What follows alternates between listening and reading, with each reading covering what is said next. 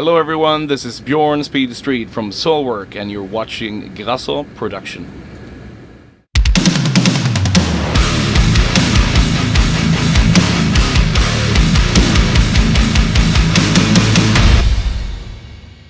Hej och välkommen till Grasso Production. Kristina heter jag och idag ska jag prata lite med Björn. Hej, hur är du? Bra, tack. Det där var fantastisk svenska. Tack. So I think we should maybe switch to English now. Yeah, right. would be better. Yeah. Okay, sure. So we're in Geiselwind today. Yeah. You're like halfway through with the tour with Amorphis, Jinjer and now to Obscurity. So like, what a badass tour, right? Are you still fit, fresh? Yeah, I'm feeling pretty good. Yeah. I mean, it's been such a good tour, and I mean, we're getting spoiled. It's been sold out just about everywhere, you know, and it's definitely been a while since we've been on a tour that it's, you know, sold out. You know, it's like 90% sold out on this tour, so it's unbelievable, and it's a great package too. So it's about time, I think. Yeah. I guess so. I saw that. I think it was Wednesday in Munich. It was also sold out. So how? I could only imagine how does that feel? I mean, it's such a over all these years. Yeah. I mean, you still get such a rush, you know, and especially. You know, that venue too, backstage in Munich is fantastic. It's like awesome. Almost has that sort of like amphitheater feel, but sort of deeper, and it's the crowd is always great there. So I mean, there's been so many good shows on this tour that I'm losing count, and fantastic. Did you actually wish to get on tour with Amorphis, or was that the label thing? Well, it might have been a little bit of a label thing from the beginning, and then it's also, you know, your booking agent, of course, and management that's been involved as well. So I mean, it's been a while since we toured with Amorphis. I think last time was 2008. So that's more than 10 years. Yeah, it is. So it's about time. It's really great guys. We're sharing the bus, you know, and really good vibe overall, and I think the bands fit really well. We have sort of this Scandinavian melodic language, you know, musically in common, I think, you know, but still they really have their own sound, and so do we. So I think, but it's a perfect match. It really is. As you said, it's about time. Your current album Verkligheten was released a couple of days ago, and in another interview you said it was about time to give it a Swedish name, kind of. And I was wondering, because you also have songs you title Stålfågel, but still they got English lyrics. Why is that? Yeah, I don't know. I mean, we've done songs with Swedish lyrics before, but that was a while ago. I think that was a bonus track for Japan on Natural Born Chaos, for example. Yeah, Quicksilver, right? Exactly. Yeah. I was talking a bit. Done the research. Yeah. Exactly. So yeah, I mean, I don't know. It just felt like we didn't really want to take it further than that. You know, we.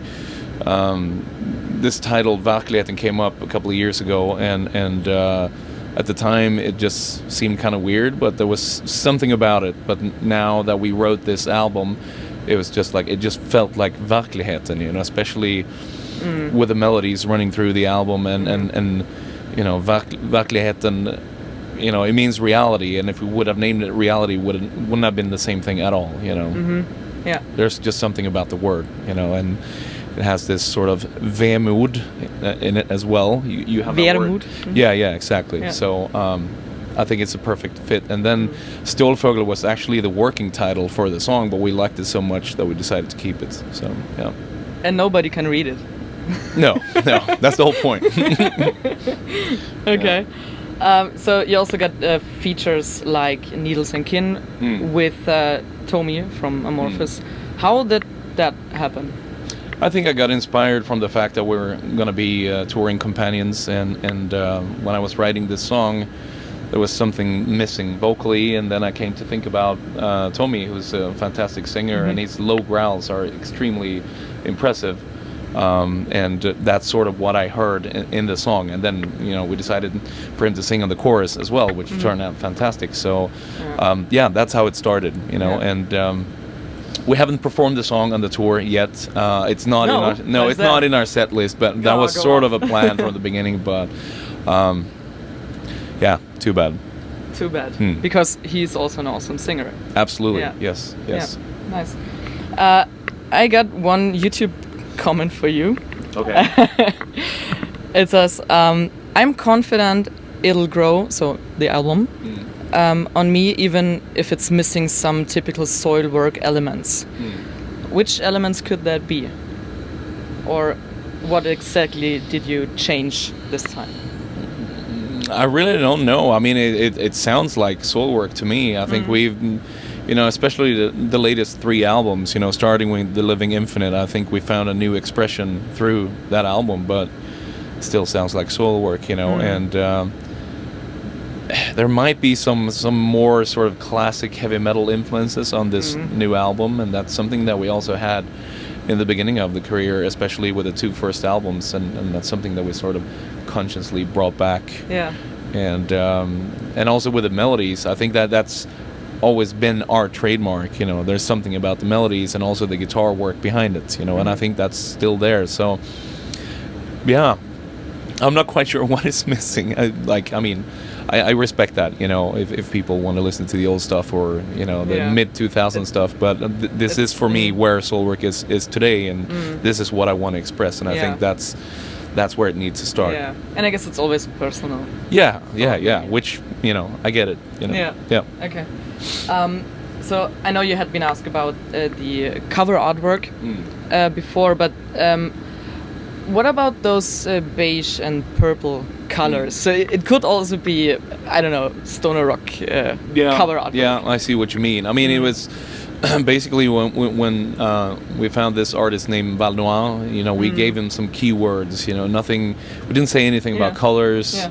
We just told him about the lyrical theme. And then what we have today, that the cover for Verkligheten, that was actually the first draft. Oh, really? Yeah, and we were all sort of blown away, because there's 6 strong opinions, and this Take my money. I mean, it's probably the first time that we all agree that, wow, this is it. Okay. And it was not what we expected at all. I don't know what we expected, but it was not that. Okay. But it was like, wow, those colors, this is not, something that we would use, or haven't used at least in the past, and it just looked very refreshing. And there is a little bit of sort of 70s progressive feel to it, and I don't know, I just think it fits, and it looks great on a poster and on a t-shirt and on a backdrop. It's because of the poster stuff. Yeah, it's always about the posters, isn't it? So do you usually discuss a lot in your band, as you mentioned before? Yeah, I mean, especially when it comes to music and artworks, stuff like that, and I mean, it is important, Yeah, so of course. Yeah. So let's talk a bit about music videos that you made. I don't know why, because I just like reading YouTube comments sometimes, and there were people saying stuff like, I've seen relaxed drummers before, but Bastian seems like he's watching Netflix. Yeah. That's a good one. Or awful music videos as always, but the song is still great. So why do you think that Soilwork has been criticized for its music videos, whereas praised for the music itself? We've definitely done some bad ones, and but I also think it's because we're sort of, we don't want to be too predictable, and we usually go where other bands don't really go, and sometimes it turns out good and sometimes it doesn't, and but I think we're also very focused on recording a music video that